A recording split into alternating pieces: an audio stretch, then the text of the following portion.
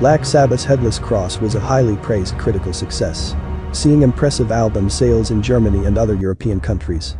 The main takeaway is that Black Sabbath finally had a sense of stability, labeled by some as the most close-knit lineup since the Ozzy days. The band and IRS Records were pretty happy with the outcome, but Tony Iommi was less than impressed, having seen Sabbath sell multiple times that amount. To help Tony and Cozy, Leif Masses was brought in as a mixer-producer. Leif had produced albums with Jeff Beck, who was also a client of Ernest Chapman.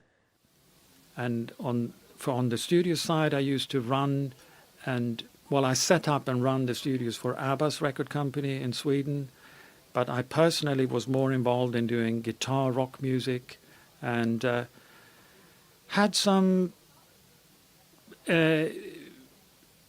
I would say some success in doing that in my days, but I gradually became more involved in making equipment, and for the last few years I've entirely worked on the equipment side and with Masalek.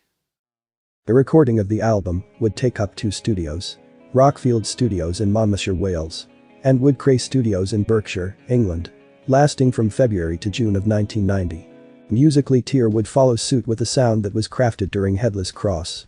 Cozy Powell's thunder-filled drums, Jeff Nichols' moody and melodic keyboards that give Tony Iommi the foundation to expand his arsenal. Neil Murray being the fresh blood, but comes in as a long-time companion to Cozy Powell. Firstly, you have to understand that there'd been a real change in the Black Sabbath sound from the originals, the Ozzy days. They didn't have keyboards. Not really. I mean, they had sounds, wind, bells, thunder, that kind of thing. But they didn't really have keyboards. Well, Jeff Nichols was the keyboard player, and he introduced that kind of keyboard thing with the Ronnie James Dio period. And that suddenly started to open up things, melody-wise. Tony Iommi could sort of branch off and do layers of stuff like that. By the time we got to Headless Cross, we were going crazy with it. I mean, we were in the studio layering stuff.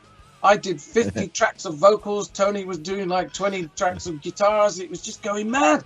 And then with Tyr, that got even worse. We were just like in the studio building it as we sort of went. And I was doing like 50-part harmonies and God knows what else, doing, choir sections and everything. So really, it was just a continuation of this keyboard thing, which allowed us to do that. And we kind of got a bit technical with the Sabbath sound. The basic part of it, the Tony Iommi thing, never changed, and he was always Tony Iommi. You can't take that away.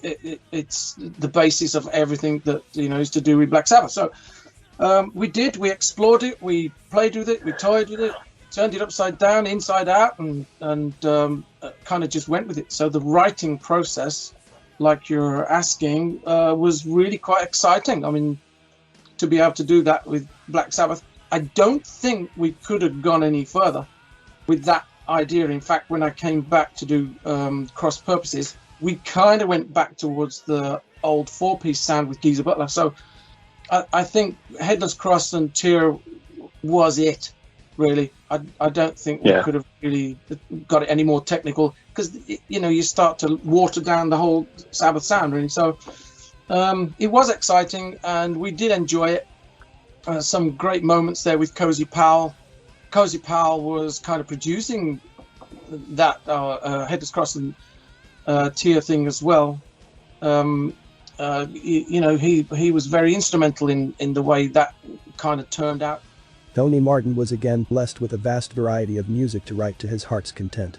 Again, Tyr would be theme-inspired. Headless Cross had taken on English history, while Tyr would take Viking mythology as its centerpiece. The way it sort of started off, once Cozy joined, I thought, okay, lyrically, I'd had a little chance to think about what I was going to do with Black Sabbath, because, well, Dio had sort of mastered the whole fantasy rock type thing. Brilliantly done. It's just, you can't go there because Dio did it so well. So I wasn't going to try and copy that. And I thought, okay, what do I do? So I came up with the idea of like themes of a kind. So Headless Cross was like English history, and I'm really interested in all this historical stuff. And so I sort of researched it and did as much as close as I could to that subject. And then Tyr was like Viking mythology. And if it had kept going, I was thinking, well, hey, you could do samurai warrior theme. You could do even the native Red Indian American thing. You could pull a lot of stories out of that. But keeping the darkness about it, which is what Sabbath is, really. But it stopped after Tyr, so I didn't get a chance to sort of continue that idea. But yeah, it is very much a theme thing with me on those albums, anyway.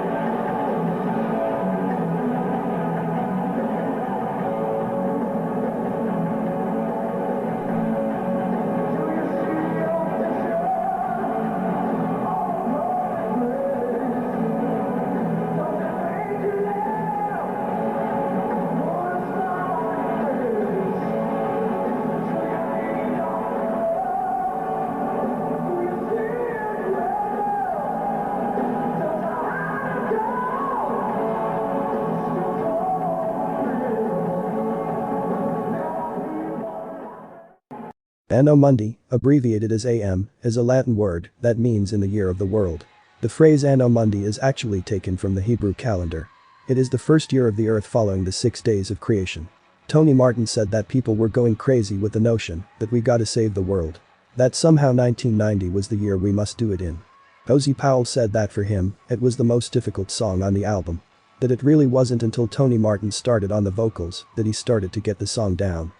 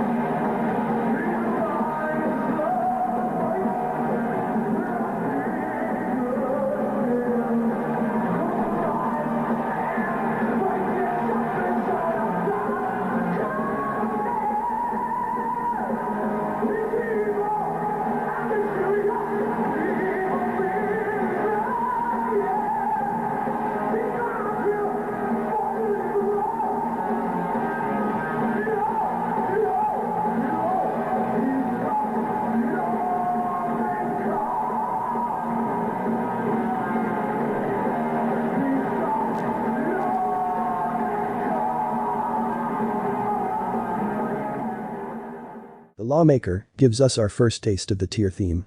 Even though he's best known as the Norse god of war, Tyr was much more than that. His main function was actually as the god of law and justice. The reason he's known more as the god of war is because of the Romans. They connected him to their god of war, Mars. In Roman minds, though, war, law, and justice were also deeply connected that they saw no reason to separate the ideas. So, when they were listening to stories of Tyr and passing them down through the ages, the only name they gave him was the god of war. They thought the connection to law and justice was obvious and didn't need to be mentioned.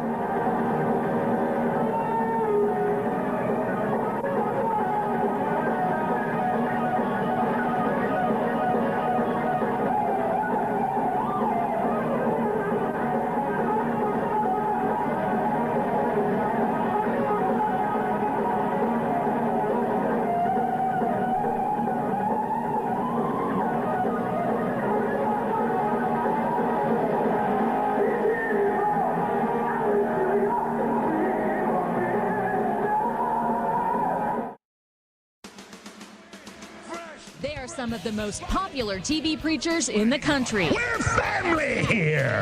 They urge the faithful followers to donate generously, and in return, the Lord will bring them prosperity. I'm not going to be going to heaven and be broke when I get there. Their lifestyles are so lavish, 6 of them have been investigated by the U.S. Senate. Lyrically, Jerusalem was about these televangelists that were taking money that was offered for God's work, but was instead used to build their homes and buy them planes. And there's no denying some people have prospered handsomely. Wow! Jerusalem was originally one of the more commercial songs on the album, but as things progressed it became much heavier. Tony Martin would record this song again on his 1992 solo album, Back Where I Belong, which perhaps gives us a glimpse of what it was intended to sound like.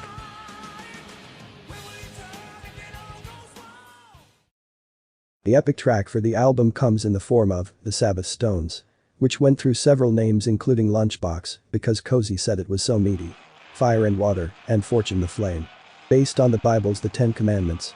You can also match it to another biblical story of the 12 stones.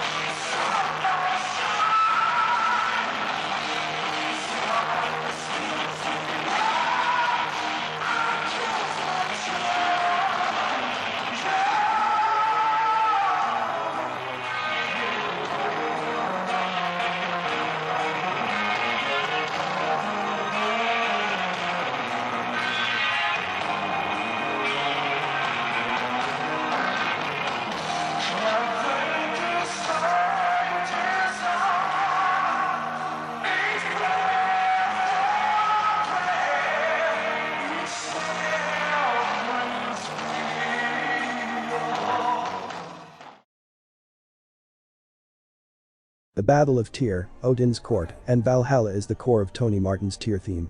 One could look to it as one song which is in 3 parts. The Battle of Tyr is a dark and symphonic piece that only Jeff Nichols could do. Odin's Court, which was largely structured to be a showcase for Tony Martin's vocal range, with Tony Iommi's masterful acoustic power, filled in with perfect notes from his legendary electric SG. The Norse people, in their mind, war was not chaotic hell. It was a physical disagreement, but it had its rules. Battles were agreed upon ahead of time. There were several different parts to the idea of war, and each had a god connected to it. Thor was a warrior god who represented the physical fighting in war. Odin was a more magical god, he represented the power of the mind and the planning that goes into battle strategy. Tyr, the god of law and justice, stood for the order and the rules of warfare. The courtroom can also be considered a place of war, and Tyr also stands for the legal battles fought against opponents.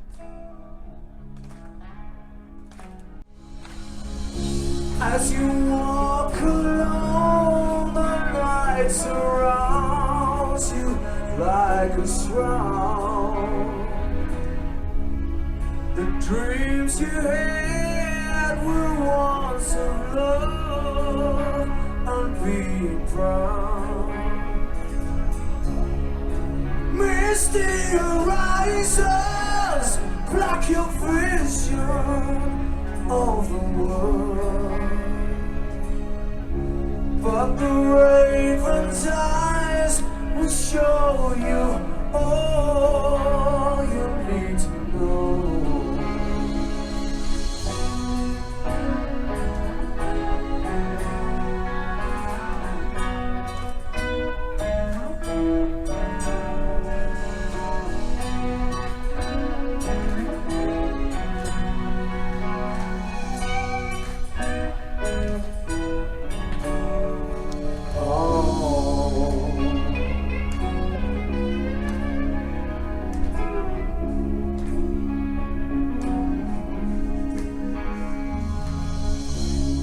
The land you loved is now so barren and so cold.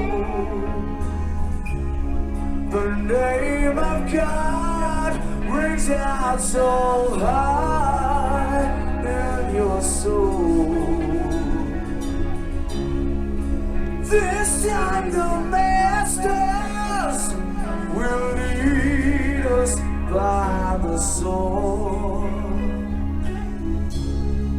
And should we fail, the law prevails and orders call. Leading us all to the land of eternity, riding the cold, cold waves of Valhalla.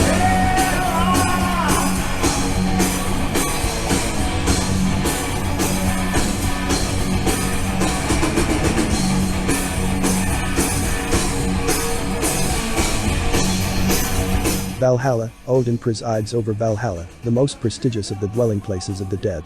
After every battle, he and his helping spirits, the Valkyries, comb the field and take their pick of half of the slain warriors to carry back to Valhalla. Valhalla is a prime example of mixing heavy music with an anthem style.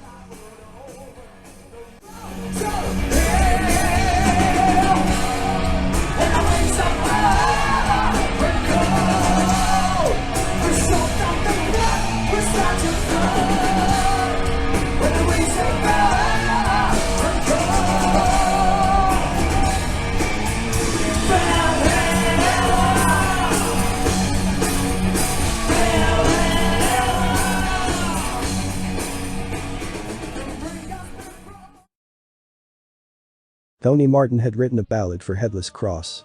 But, for various reasons, it did not make the album. However, for Tyr he was able to get one across. Which worked out, as IRS Records had complained there was not a great song for radio on Headless Cross. There were more radio stations that wanted to play new Black Sabbath songs. But none of them had fit their needs. While commercial, the song did have a proper amount of the Black Sabbath sound.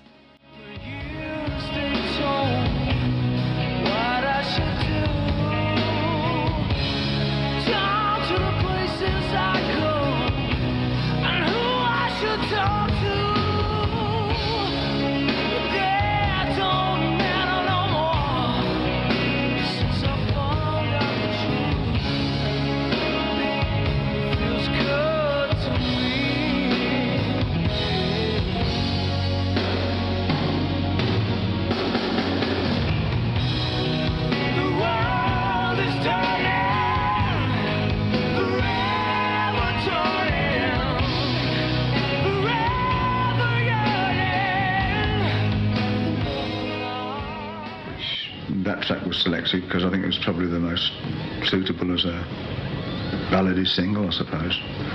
I don't know. But I liked it.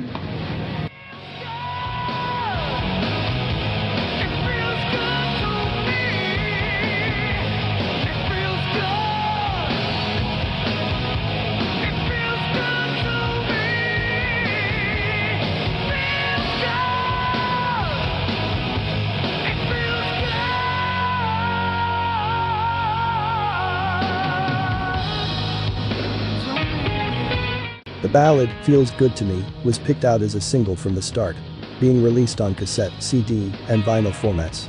Utilizing the studio cut, the radio edit, as well as Heaven and Hell, and Paranoid from the 1989 Russian recordings, used in varying combinations. A music video was made using the radio edit, with the concept segment filmed in LA, while the performance segment was filmed at the Playhouse Theatre, located on Northumberland Avenue in London. This video received notably less airtime than Headless Cross.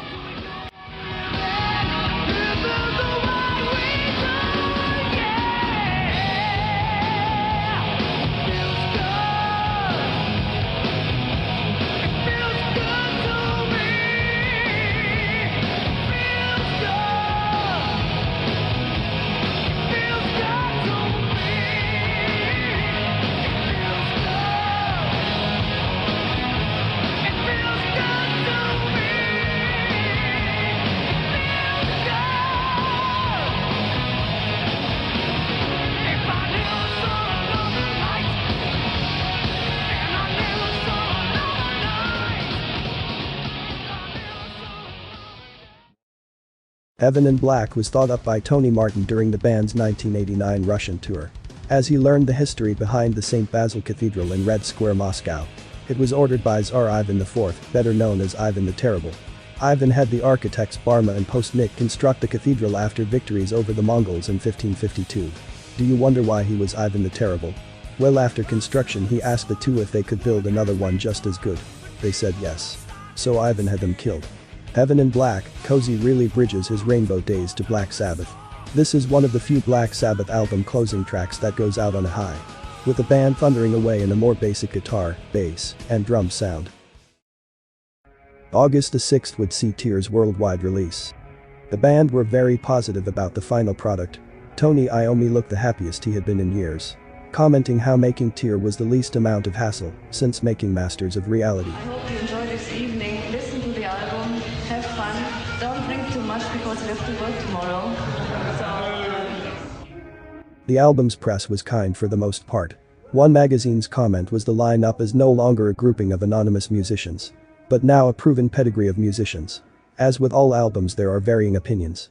Tyr was the album which followed Headless Cross. It's nowhere near as good. It's got a couple of good numbers, Anno, Mundi and Sabbath Stones. It's in the same vein, but it's almost as if they put all their emotional and creative energies into this one burst on Headless Cross and had run out, and suddenly went zoomp. And it's not a bad album, but it's by no means a Headless Cross. It just suffered by implication and by comparison.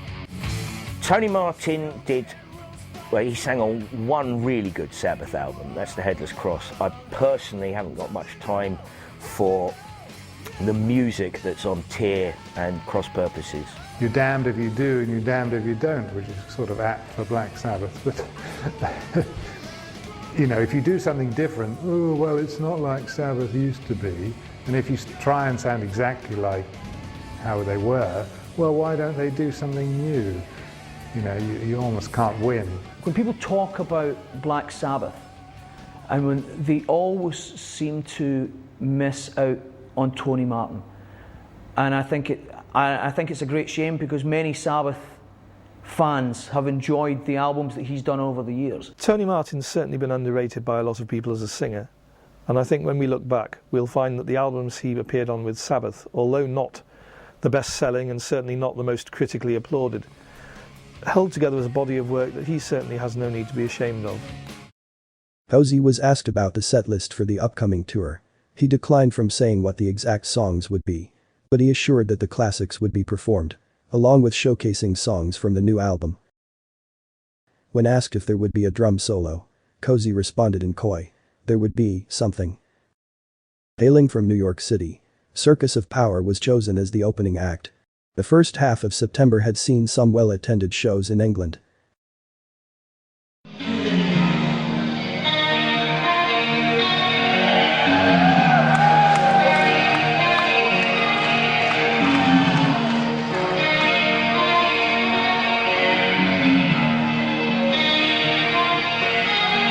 If there is a light that no one sees, how can I know what the light can be?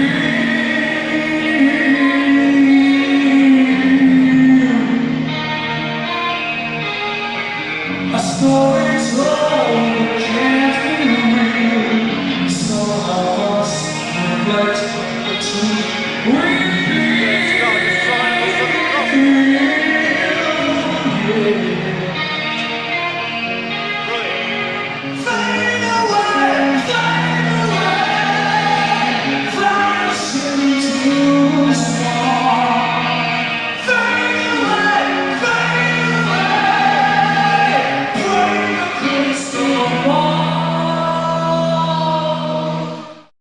September the 1st, the band played one hell of a set list at the Civic Hall in Wolverhampton, England. Anno Mundi, Neon Nights, Headless Cross, When Death Calls, War Pigs, The Shining, Heart Like a Wheel, which turns into a band jam with bass and guitar solos. With excerpts of NIB and Sabbath, Bloody Sabbath, The Lawmaker, The Battle of Tyr, The Sabbath Stones, Odin's Court, the intro section of Sign of the Southern Cross, Feels Good to Me, Iron Man, Children of the Grave, Black Sabbath, Die Young, Heaven, and Hell, Paranoid. This is one of the Black Sabbath recordings to have. It's a good audience recording. And it's very sad there isn't an official release of this on CD or video. IRS Records agreed with Tony Iommi that the band had to reach a wider audience, especially in the UK and English markets. So, dates were set in Scotland, Wales, and surrounding areas. Unfortunately, these shows were cancelled due to lack of ticket sales. Neil Murray would later tell that one evening Tony Iommi was really despondent about how the tour was going. Much like Headless Cross, markets such as Europe and Germany put the album and tour into profit territory. Tyr actually outsold Headless Cross by 20,000 units in Europe and the UK. But again, North America was the nut that was too hard to crack. There wasn't even an attempt to tour in North America. Headless Cross sold 215,000 units in North America, while Tyr sold 130,000 in comparison. For the first time, the band's namesake track was held out until the encore. The date was September 8, 1990 at the Hammersmith Odeon. During the first encore, fans received their first surprise. Brian May of Queen had thrilled the audience, rocking out with Black Sabbath during Heaven and Hell and Paranoid. Our new recruits. Give a big hand for Mr. Brian May!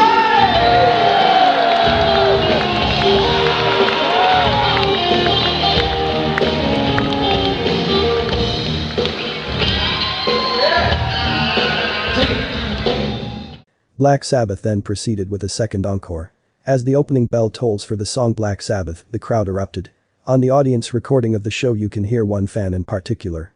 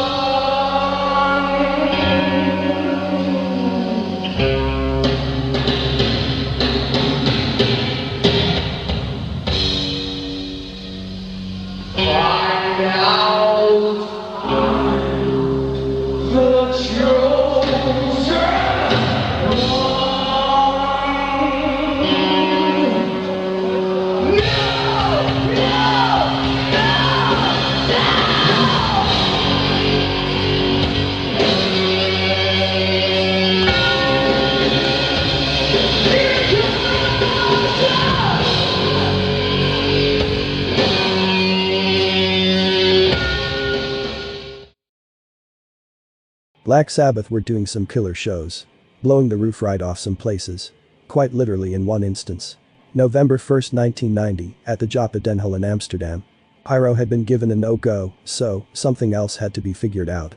When you can't have fire, your other choices are earth, water, or air. Air being the easiest of those choices. So several human-sized air canisters were produced around Cozy Powell's drums, which would give off this white heat fire effect. That amount of compressed air is at a freezing temperature, making the valves stick open. Needless to say, the power to control them was less than optimal. As they reached their apex, crashing down came all this debris and roof material. They had blown out the inside of the venue's roof. Well, Cozy did promise there would be something.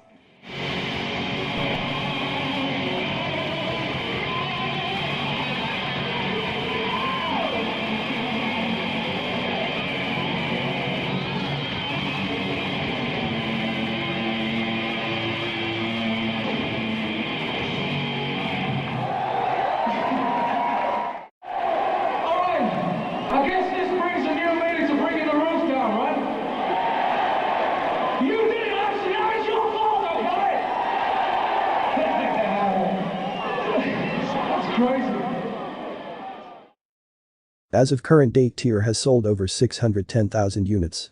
And that's with it being out of print for over 20 years. Europe being its biggest market with 290,000 units sold. This lineup of the band had its merits. Sales in Europe and Germany proved there was marketability with the band. This group should have had a third album. There was a musical and personnel relationship that bared fruit. There was energy and optimism. Iommi had a singer that began to prove himself.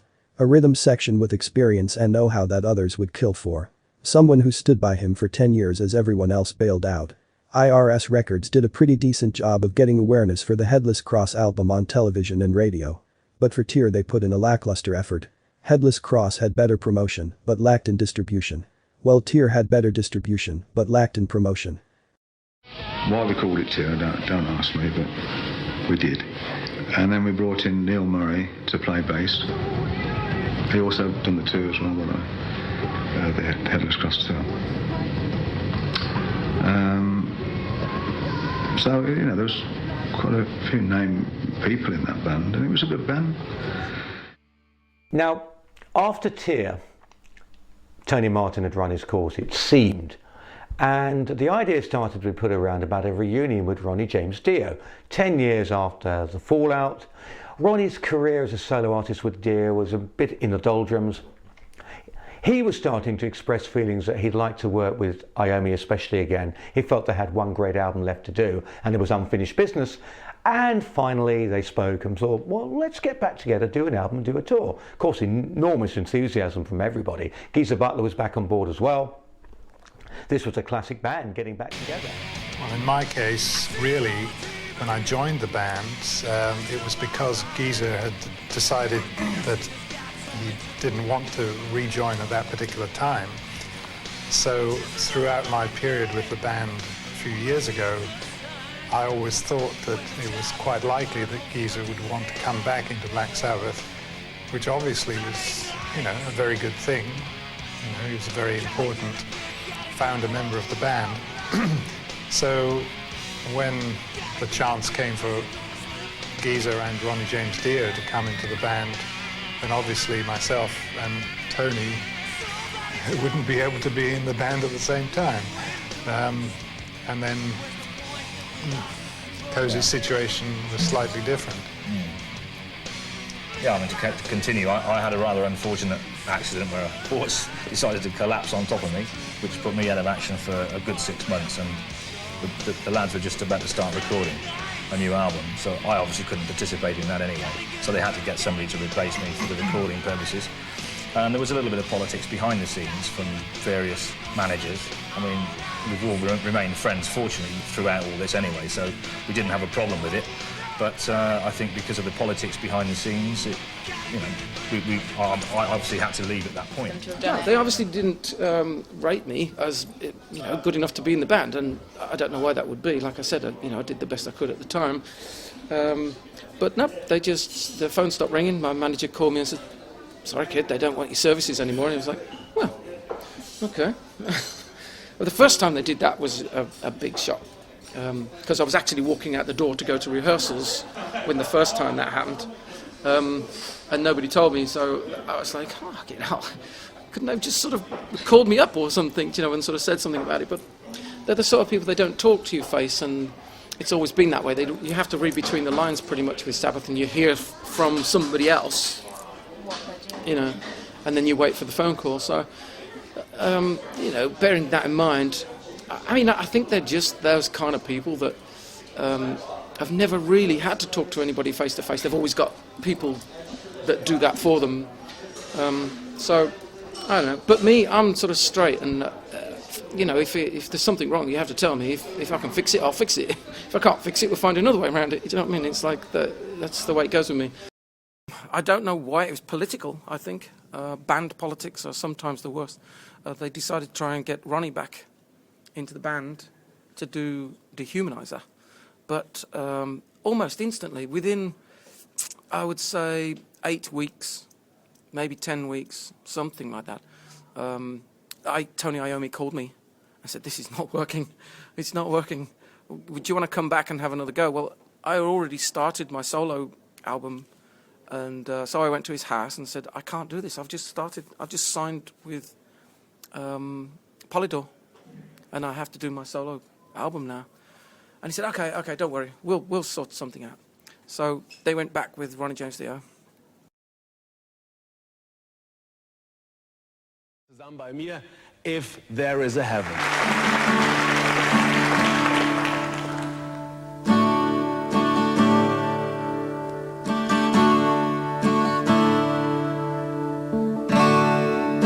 If I stand in the rain, feeling sorrow and pain, I know you'd stand here and soothe it all away. And when I look in your eyes, it's then I realize that this world ain't here for long. So tell me, did you ever wonder if there's someone up above, there's something we should know? If there's a heaven,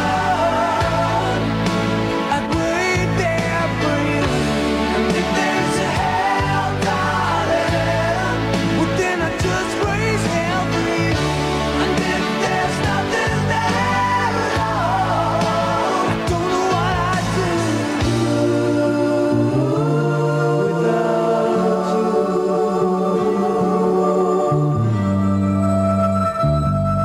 without you.